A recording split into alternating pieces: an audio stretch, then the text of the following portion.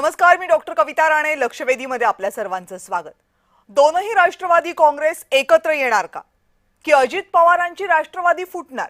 हे दोन प्रश्न सध्या महाराष्ट्राच्या राजकीय वर्तुळात विचारले जात आहेत आणि त्याला कारण आहे एक पत्र आणि एक भेट. सोमवारी माध्यमांमध्ये एक पत्र आलं. पत्र होतं सुनेत्रा पवार यांचं. 29 एप्रिलला सुनेत्रा पवार यांनी केंद्रीय निवडणूक आयोगाला हे पत्र पाठवलं होतं. या पत्रामध्ये राष्ट्रवादी काँग्रेसच्या राष्ट्रीय कार्यकारिणीची यादी होती. यादीमध्ये सुनेत्रा पवार यांच्यासह एकूण 13 नावं होती. पण त्यात सुनील तटकरे, प्रफुल्ल पटेल, दिलीप वळसे पाटील, छगन भुजबळ यांची नावं मात्र नव्हती. काही वेळातच सुनेत्रा पवार यांचं एक ट्विट आलं. या यादीमध्ये क्लरिकल चूक आहे, टायपिंग मिस्टेक आहे असं त्या ट्विटमध्ये लिहिलं होतं. मग त्या पाठोपाठ आणखी एक यादी आली. त्या यादीमध्ये राष्ट्रवादीमधल्या या सगळ्या महत्त्वाच्या नेत्यांची नावं राष्ट्रीय कार्यकारिणीत होती, पण त्यांना कोणतीही जबाबदारी मात्र देण्यात आली नव्हती. मग मंगळवारी दिवसभर यावर खल सुरू होता आणि संध्याकाळी सुनील तटकरे थेट सिल्वर ओकवर पोहोचले शरद पवार यांच्या भेटीला. शरद पवार यांची प्रकृती ठीक नाहीये म्हणून मी त्यांना भेटायला आलो असं सुनील तटकरेंनी माध्यमांना सांगितलं. पण त्यावर अनेकांचा विश्वास बसला नाहीच आणि मग बुधवारी रोहित पवार यांनी एक वक्तव्य केलं. सुनील तटकरे 22 आमदारांसह भाजपमध्ये जाणार. अर्थात तटकरेंनी हे सगळं फेटाळून लावलंय. पण हे सगळं होत असताना तटकरे किमान माध्यमांसमोर आले तरी पटेल, भुजबळ, वळसे पाटील यांनी मात्र माध्यमांसमोर येणंही टाळले. राष्ट्रवादी काँग्रेसमध्ये सगळं काही आलबेल नाहीये याची सुरुवात आहे का, हा सवाल यामुळे विचारला जातोय. अजित पवार यांच्या निधनाला जेमतेम 3 महिनेच पूर्ण झालेत आणि या 3 महिन्यात क्लरिकल मिस्टेकचा हा एपिसोड दुसऱ्यांदा झालाय. अजित पवारांनंतर पक्षात नेतृत्व बदल होणार हे निश्चित होतं. नेतृत्व बदल हा सहज सोपा नसतोच, मग तो कोणत्याही पक्षासाठी असू देत. राष्ट्रवादीतही तो सहज असेल अशी अपेक्षा करण्याचं कारण नाहीये. पण बदलाची सुरुवात पक्षाच्या मुळावरच घाव घालते की काय, हा सवाल मात्र आता विचारला जातोय. बोलूयात याच संदर्भात. त्या अगोदर पाहूयात हा रिपोर्ट.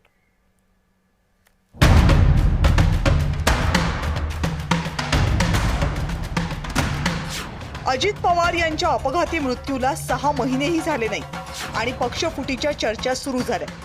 सुनेत्रा पवार यांची राष्ट्रवादी सुनील तटकरे आणि प्रफुल्ल पटेलच फोडणार, सोबत 22 आमदारांना भाजपमध्ये नेणार असा खळबळजनक दावा रोहित पवार यांनी केलाय.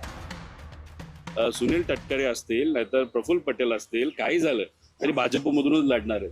उगाच आपण इथे टाइमपास करत बसायचं कशाला, त्यांचं ठरलेलं आहे ऑलरेडी. ते ठरलेत आणि 22 आमदारांचं ठरलेलं आहे. 2029च्या आधी जी प्रक्रिया व्हायला पाहिजे होती ती आधीच झाल्यामुळे आत्ताच प्रवेश करतात. पण आता प्रवेश केला तर परत इलेक्शन होईल आणि जर परत इलेक्शन तटकरेंचं त्या ठिकाणी झालं तर ते काही निवडून येणार नाही, कारण शिंदे गटच त्यांना त्या ठिकाणी पाडेल.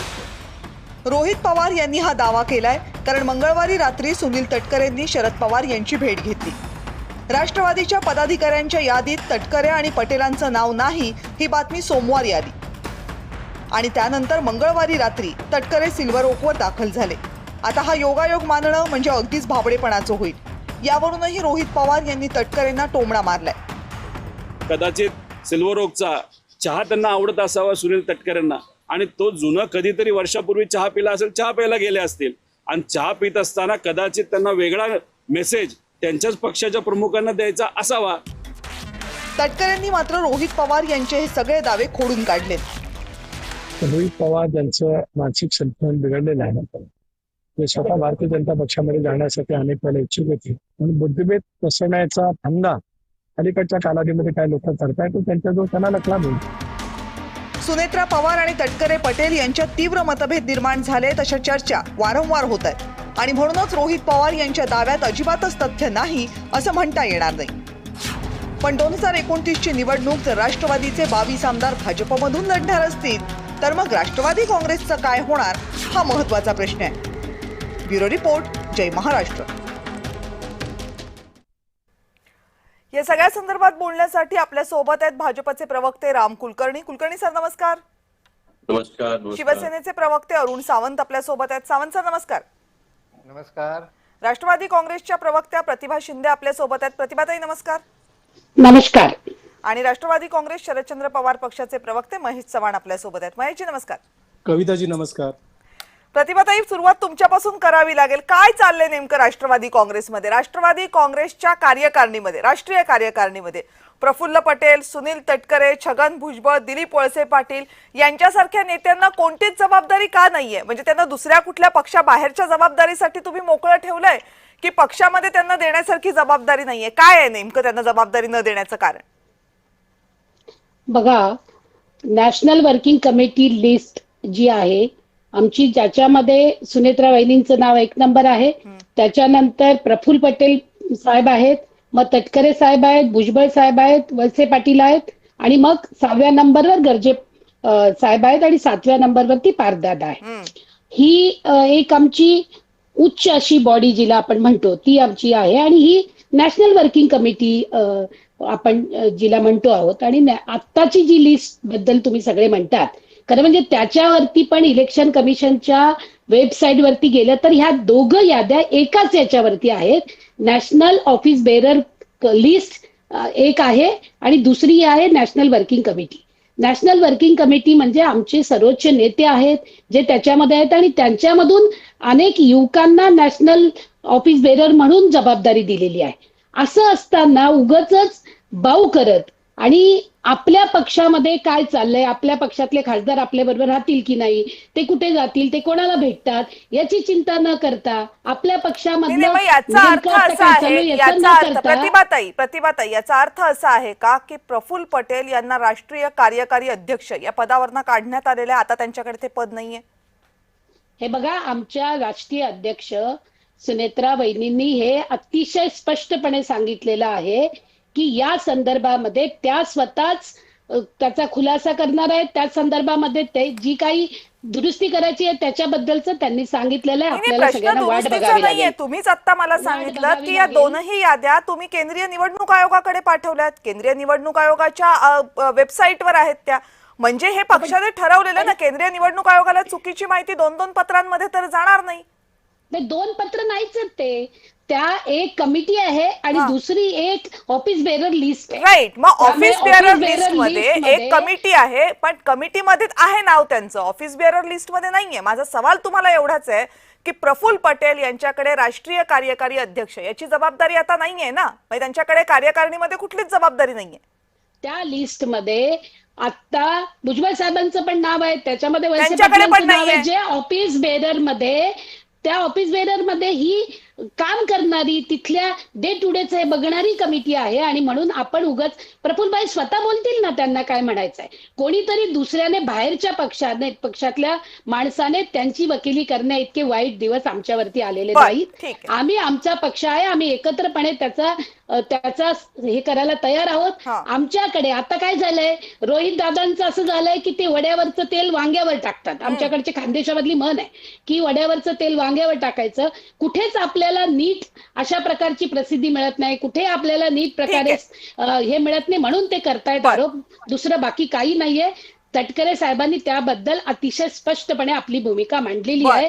त्यामुळे आमच्या पक्षातला आम्ही बघू, दुसऱ्यांनी त्या पक्षामध्ये बोलायची गरज नाही. आमच्या पक्षातले नेते लोकशाही मानणारे आहेत. महेश चव्हाणजी, तुम्ही तुमच्या पक्षाने काही बोलण्याची गरज नाहीये, मग का तुमचा पक्ष बोलतो? का रोहित पवार असं म्हणतात की 22 आमदार घेऊन सुनील तटकरे भाजपमध्ये जाणार आहेत, प्रफुल्ल पटेल भाजपमध्ये जाणार आहेत, पुढच्या 2029च्या निवडणुका हे सगळे नेते भाजपमधून लढणार आहेत? कविताजी, राजकारणामध्ये तुम्ही जेव्हा काम करत असता तेव्हा आमचा पक्ष, तुमचा पक्ष आणि फक्त आम्ही आमच्या पक्षापुरतं बोलायचं, तुम्ही तुमच्या पक्षापुरतं बोलायचं असं होत नाही. राजकारणामध्ये सर्वच पक्ष एकमेकांबद्दल बोलत असतात. ही पहिली गोष्ट. दुसरी गोष्ट, रोहित पवारांनी जे सांगितलंय त्या प्रकारची इन्फॉर्मेशन त्यांच्याकडे असावी म्हणून ते बोलले असावेत. पत्रकार परिषद घेऊन जर ते या गोष्टी सांगत असतील तर कुठेतरी काहीतरी तथ्य असेल.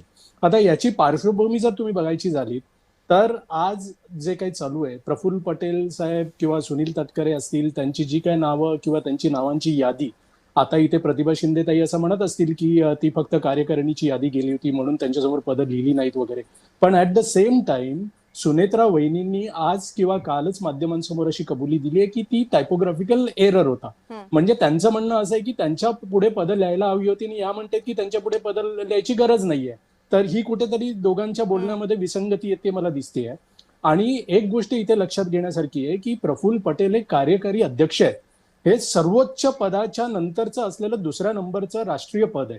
तर अशा व्यक्तीच्या पदामध्येच जर टायपोग्राफिकल एरर एकदा नाही दोनदा होत असेल तर कुठेतरी काहीतरी पाणी मुरतंय अशी शंका सगळ्यांना येते आणि ती साहजिक आहे येणं. त्यामुळेच आज आपण इथे या गोष्टीची चर्चा करतोय. बरोबर. तिसरी गोष्ट आता इथे ही राहिली की हे जे 22 आमदार घेऊन सुनील तटकरे साहेब भाजपमध्ये प्रवेश करणार आहेत याच्या मागे आपण जर पार्श्वभूमी बघितली तर ज्या 2024च्या विधानसभेच्या निवडणुका झाल्या त्या अजितदादांच्या नेतृत्वात लढल्या गेल्या होत्या राष्ट्रवादी काँग्रेस पार्टीकडून आणि त्याच्यामध्ये त्यांना चांगलं यश मिळालं होतं. 40-41 आमदार निवडून आणले होते अजितदादांनी.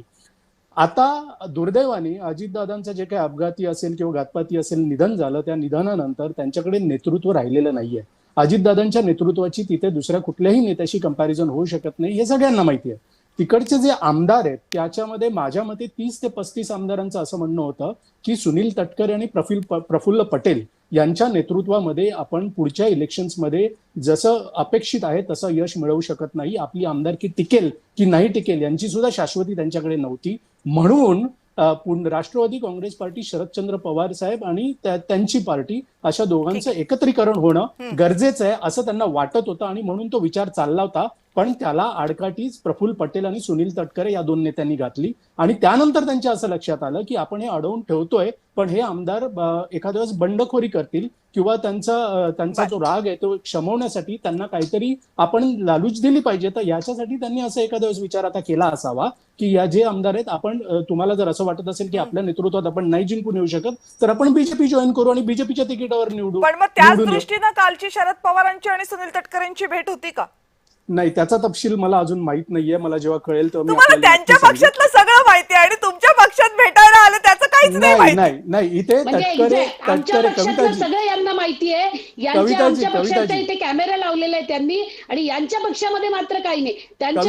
कविताजी ऐका मध्ये नाही बोललो. कविताजी मला एकच मिनिट बोलू द्या. प्रतिभाताई, ज्या शरद पवार साहेबांच्या मीटिंग बद्दल आपण आता बोलतोय त्याच्यामध्ये तुमच्या पक्षाचे महाराष्ट्राचे अध्यक्ष तटकरे साहेब स्वतः त्यांच्याकडे गेले होते. त्यामुळे तुम्हाला माहिती असायला हवी. जसं तुम्ही मला विचारताय ऐका ना, शरद पवार प्रतिभाताई तटकरे साहेब त्यांची तब्येत विचारायला गेले होते आणि ती कटसी म्हणून गेलं पाहिजे. ते राष्ट्रीय नेते आहेत, पवार साहेब सगळ्यांना आदरणीय आहे ते म्हणून गेले हे मला माहिती आहे. हे मी ठामपणे सांगते. तुम्ही मात्र आमच्या पक्षामध्ये काय चालू आहे, आमच्या पक्षातले लोक कसे बीजेपी मध्ये जाणार आहेत, ते कसे तिकडून लढणार आहेत, आपण मानून चालू. बरं आपण मानून चालू. बरं तुम्हाला हे नाही माहिती की ते पवार साहेब काय बोलले हे नाही माहिती. म्हणजे तुम्ही हे सगळं सोयीस्कर तुम्हाला शरद पवार प्रतिभाताई 1 मिनिट बोलू देत त्यांना. हा बोला महेशजी. ओके, मी मान्य करतो प्रतिभाताईंचं म्हणणं. मी मान्य करतो की सुनील तटकरे साहेब फक्त प्रकृतीची चौकशी करण्यासाठी शरद पवार साहेबांना भेटायला गेले होते. संपली गोष्ट. हो, पण हे सुनील तटकरे सांगतात हे शरद पवार यांच्या पक्षाकडनं नाही ना येत आहे. आम्हाला ते शरद पवार यांच्या पक्षाच्या प्रवक्त्याकडनं त्यांची बाजू ऐकून घ्यायची. सुनील तटकरेंची बाजू त्यांनी मांडली माध्यमांसमोर. नाही, मी तेच सांगतोय. सुनील तटकरेंची बाजू त्यांनी मांडली पण शरद पवार साहेब त्यांची बाजू मांडतील. मी तुम्हाला स्पष्टपणे आणि प्रामाणिकपणे सांगितलं की त्याचा तपशील माझ्याकडे अजून आलेला नाहीये. आज सुनील तटकरे माध्यमांसमोर असं बोलून गेले की मी त्यांच्या तब्येतीची चौकशी करण्यासाठी गेलो होतो. आता तो योगायोग आहे की दुसरं काही त्याच्या मागे थोड्या दिवसांनी बाहेर येईल. आता ते 24 तास झाले अजून काहीच बाहेर आलं नाही. तुमच्याकडनं काही सांगत नाही. तुम्ही बैठक कशासाठी झाली, भेट कशासाठी झाली आणि आता तुम्ही सांगता येईल. ठीक आहे, वाट बघतो आम्ही. बरं, अरुण सावंतजी, तुमच्याही पक्षातले म्हणे आमदार घेऊन जाणार आहेत. त्यांचे 22, तुमचे 18 असं मिळून 40 भाजपकडे जाणार आहेत. बघा तिकडे रामसाहेब हसतायत फार.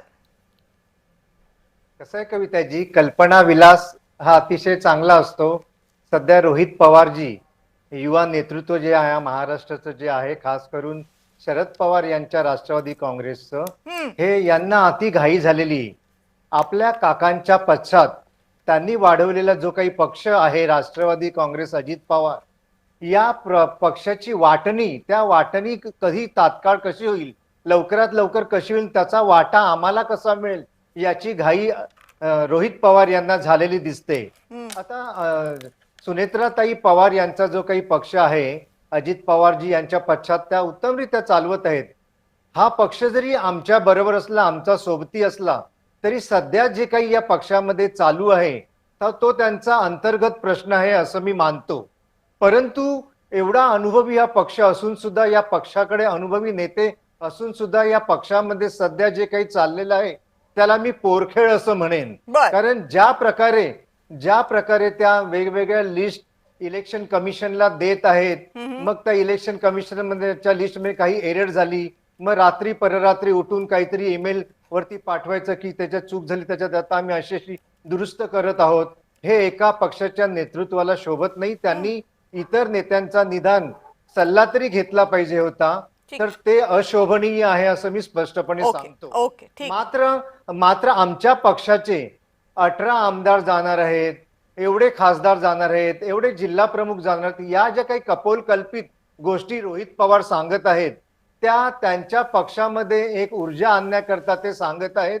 आणि कसं अजित पवारजी यांच्या पक्षामध्ये म्हणजे सुनेत्राताई यांच्या पक्षात कशी फूट पडेल याच्या करता नाना प्रकारचे प्रयत्न रोहित पवार हे सध्या बर, करण्याच्या ठीक. मागे आहेत, बाकी काही नाही. बर ठीक आहे.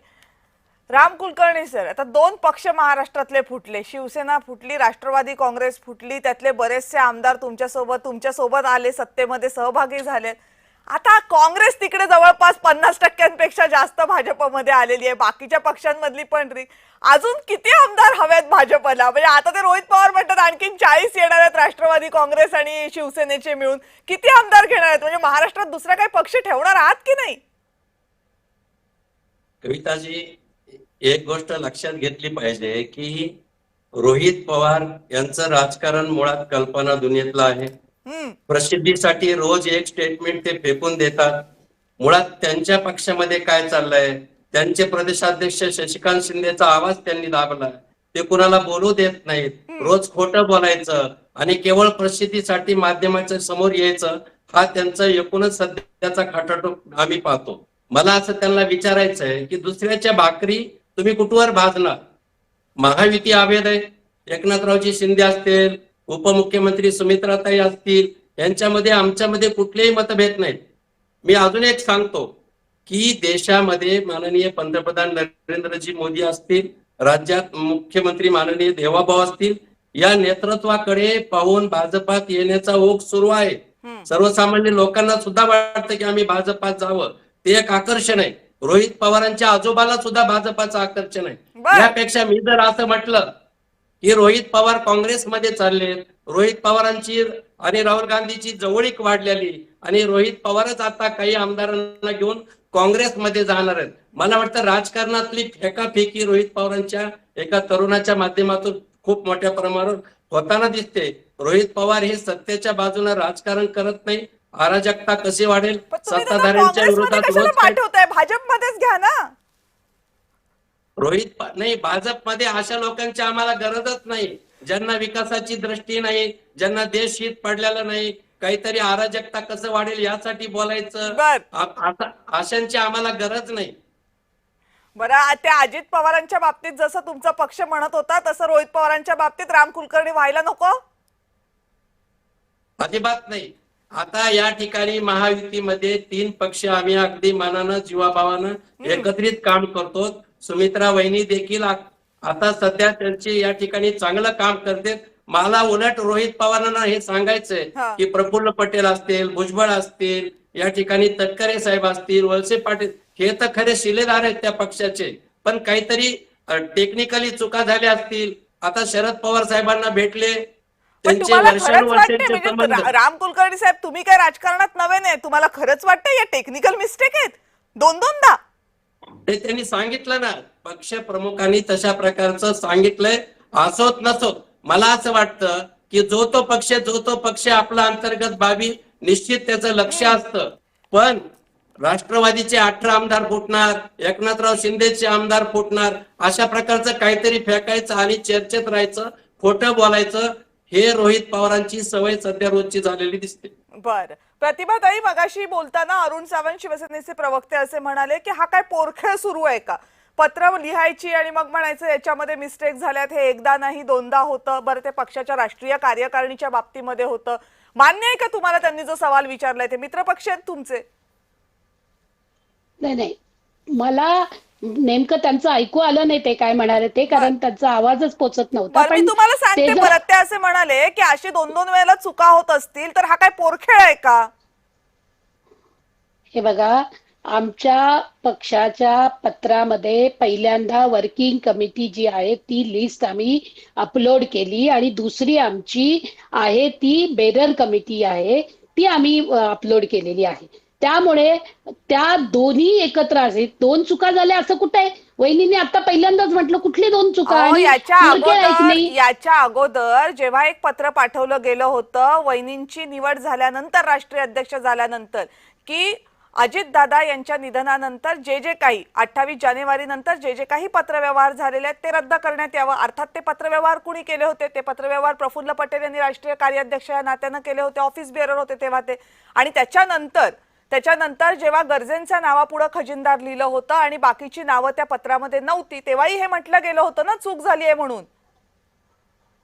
नाही, आहे बघा, आम्हाला असं म्हणायचं आहे आमच्या पक्षामध्ये काय चालू आहे आणि ते काय नेमकं आम्ही करतो आहोत ते आम्ही सगळे मिळून ठरवू. तुम्ही बाकीची कशाला चिंता करता इतकी?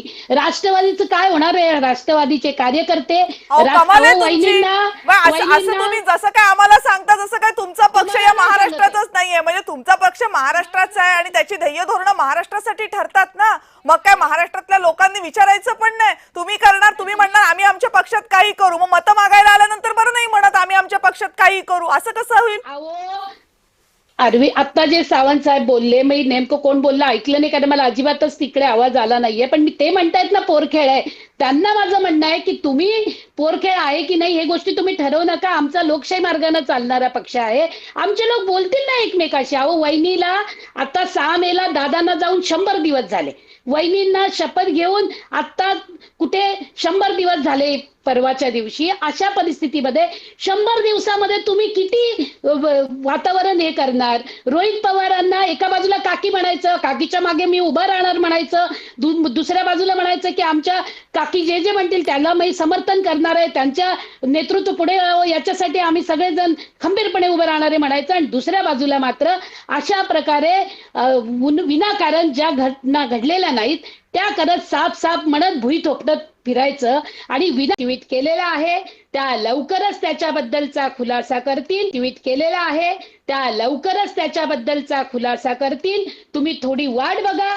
त्याला ज्या पद्धतीनं ते आमचे पक्षा म्हणजे आमचे साथी महायुतीमधले असताना ते बोलतात हे बरोबर नाही. त्यांनी अशा पद्धतीचं वक्तव्य करावं. हे खरं म्हणजे अजितदादांच्या जाण्यानंतर सुनेत्रा वहिनींच्या नेतृत्वामध्ये जो पक्ष सुरू आहे आणि तो काम करतोय, उभं राहतोय, एका दुःखाची झालर या सगळ्या याच्यामध्ये आहे. 100 दिवसाचे असताना आमच्याच मित्र पक्षानं या पद्धतीचं वक्तव्य करावं हे काय मला आवडलेलं नाही. हे जाहीरपणे मी तुमच्या माध्यमातून त्यांच्यापर्यंत पोहोचवू इच्छिते. बरं, ठीक आहे, बोला आता महेश चव्हाणजी बोला. नाही, मगाचपासून आपण त्याच गोष्टींवर बोलतोय पण त्याच्यामधून प्रतिभाताई बाहेर यायला तयार नाहीयेत. कारण जसं सगळ्यांसमोर स्पष्ट आहे की दोनदा, एकदा नव्हे दोनदा जर एवढ्या मोठ्या नेत्याचा अपमान होत असेल, एका नाही 2-2, 3-3 सिनियर लीडरचा, त्याच्यात भुजबळ साहेब सुद्धा आहेत, सुनील तटकरे साहेब सुद्धा आहेत, तर त्याच्यामध्ये त्यांच्यावर पांघरून घालायचं काम करण्यामध्ये काही अर्थ नाहीये. तुम्ही अगदी बरोबर म्हणालात की कोणताही राजकीय पक्ष हा फक्त आपल्या एखाद्या पक्षापुरता मर्यादित नसतो. आपण लोकांसाठी इथे काम करत असतो, लोकांकडे मतं मागत असतो, त्यांच्यासाठी आपण जे काही करायचं, आपण सत्तेमध्ये येतो त्यांच्यासाठी येतो. तर आपल्या पक्षामध्ये काय चालू लोकांचे आहे प्रश्न हे जेव्हा लोकांना असतील ना त्यात काही आम्ही चूक केली ना तेव्हा तुम्ही विचारा ना सगळेजण प्रश्न. म्हणजे आमचा मुद्दा असा आहे ताई, तुम्ही ऐका कविता ताई, मला पूर्ण बोलू द्या. कविता ताई, भुजबळ साहेब असतील, प्रफुल्ल पटेल असतील, सुनील तटकरे साहेब असतील, वळसे पाटील साहेब असतील, हे सगळेजण सिनियर लीडर आहेत, यांनीच पक्ष उभा केलेला आहे. मग असं असताना त्या पक्षामध्ये त्यांचं स्थान आहे की नाही ते बोलणं इतके ते सक्षम आहेत की नाही? मग आपण त्यांना वेळ देऊया ना. तटकरे साहेबांनी सांगितलं ना स्पष्टपणे या सगळ्या संदर्भामध्ये. पक्षातली त्यांची स्थानं त्यांनी सांगायची असतात का? ती कागदावर लिहिली जातात नाही, ना, अन्याय निवडणूक झाला की आयोगाला नाही ते पाठवली सांगतील जातात ना, ते कागदांवर प्रश्न उपस्थित केले अन्याय जातात. झाला मला की नाही ते कविताजी मला एक प्रश्न विचारायचा आहे. हा बोला. जर यांच्या पक्षामध्ये काय चाललंय हे बाकीच्यांना कशाला कळायला हवंय, जर असा यांचा मानस असेल तर मग निवडणूक आयोगाने ही यादी त्यांच्या वेबसाईटवर का जाहीर केली? जरी प्रायव्हेट ठेवायची असती तर ते पब्लिक का करतायत? विचारा प्रश्न, प्रतिभाताई उत्तर द्या. नाही, आता मला अरुण सावंतांकडे जाऊ देत. अरुण सावंतजी ते म्हणतात आमच्या पक्षाच्या व्यवहारांमध्ये तुम्ही कशाला बोलता, तुम्ही तिकडे कशाला लक्ष देताय? कसं आहे, प्रतिभा ताई शिंदे यांनी पहिली गोष्ट म्हणजे माझं बोलणंच पूर्णपणे ऐकलं नव्हतं, हम्म, तरी सुद्धा त्या उत्तर देऊन मोकळ्या झाल्या. हम्म.